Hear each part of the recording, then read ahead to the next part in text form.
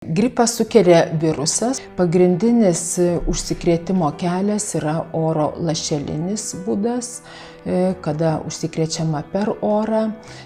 Gali būti užsikrečiama tiesioginiu būdu, kada yra nusičiaudima arba kosima į veidą, į akis, į burną ir nuo rankų, liečiant akis, burną, nosį arba tiesiog paspaudus ranką. Įprastai gripo sezonas prasideda 40-ąją metų savaitę, tai yra nuo spalio mėnesio ir tęsiasi net iki sekančių metų 20-osios savaitės, tai yra iki gegužės mėnesio. Žmogus užsikrėtęs gripo virusu suserga per 24–72 valandas. Gripui yra būdinga labai staigi susirgimo pradžia. Pakyla aukšta temperatūra, paprastai aukštesnė nei 38, vargina sausas kosulys, galvos, gerklės, kaulų, raumenų skausmas. Ir šie simptomai gali trukti nuo 3 iki 7 parų. Pajutus pirmuosius ligos simptomus, visų pirma reiktų likti namuose.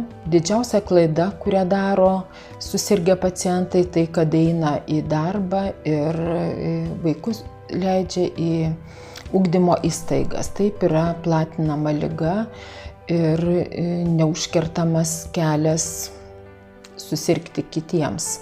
Pajutus pirmuosius ligos simptomus, taip pat labai svarbu būtų namuose gerti daug skysčių, naudoti temperatūrą yra mažinančius vaistus, simptominius vaistus gerklės skausmui malšinti ir be abejo kreiptis į šeimos gydytoją, jokiu būdu neužsiimti savigyda.